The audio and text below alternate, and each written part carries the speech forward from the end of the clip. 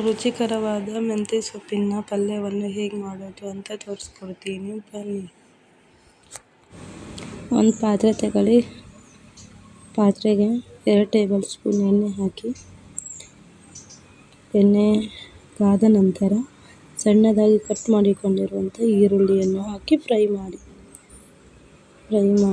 ಅದು ಆದ ನಂತರ ಒಂದು ಟೊಮೊಟೊ, ಚಿಕ್ಕದಾಗಿ ಕಟ್ ಮಾಡಿಕೊಂಡಿರುವಂಥ ಟೊಮೊಟೊ ಹಾಕಿ ಅದನ್ನು ಹುರಿಯಿರಿ ಎಣ್ಣೆಯಲ್ಲಿ.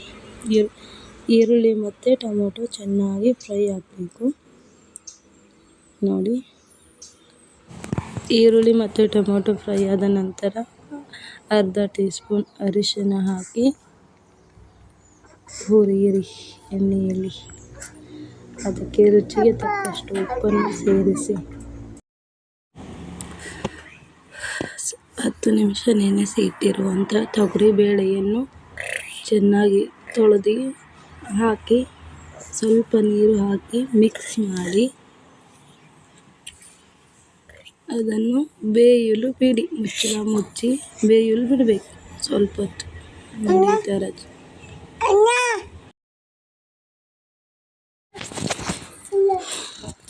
ನೋಡಿ ಎಷ್ಟು ಚೆಂದಾಗಿ ಬೇಳೆ ಬೆಂದಿದೆ ಅಂತ. ಒಂದು 10 ನಿಮಿಷ ಇಲ್ಲ 5 ನಿಮಿಷ ಬೇಳೆನ ಬೇಯಿಸ್ಕೋಬೇಕು.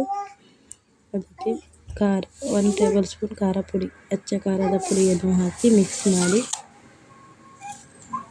ನಿಮಗೆ ಎಷ್ಟು ಬೇಕೋ ಅಷ್ಟು ಖಾರ ಹಾಕಿ. ನಾನು 1 ಟೇಬಲ್ ಸ್ಪೂನ್ ಖಾರ ಪುಡಿ ಹಾಕಿದ್ದೀನಿ. ಅದಕ್ಕೆ ಸಣ್ಣದಾಗಿ ಕಟ್ ಮಾಡಿಕೊಂಡಿರುವಂಥ ಮೆಂತ್ಯ ಸೊಪ್ಪು ಚೊಕ್ ಮಾಡಿ ತೊಳಿಬೇಕು. ಮಣ್ಣೆಲ್ಲ ಇರ್ತದೆ ಅದರಲ್ಲಿ. ನೋಡಿ, ಈ ಥರ ಅದನ್ನು ಹಾಕಿ ಚೆನ್ನಾಗಿ ಕಲಸಿ.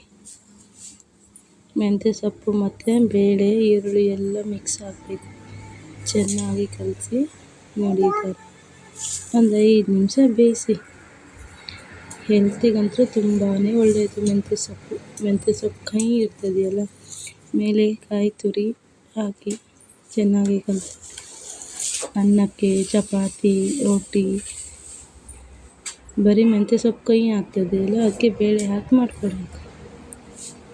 ನೋಡಿ, ಬಿಸಿಯಾಗಿರುವಂಥ ಹೆಲ್ತಿ ಆಗಿರುವಂಥ ಮೆಂತ್ಯ ಸೊಪ್ಪಿನ ಪಲ್ಯ. ಇದನ್ನು ಈಗ ರೊಟ್ಟಿಗೆ, ಚಪಾತಿ, ಅನ್ನಕ್ಕೆ ಎಷ್ಟು ಚೆಂದ ಆಗ್ತದೆ ಅಂತ ಬಾಯಲ್ಲಿ ಅಂತೂ ನೀರೇ ಬರ್ತದೆ.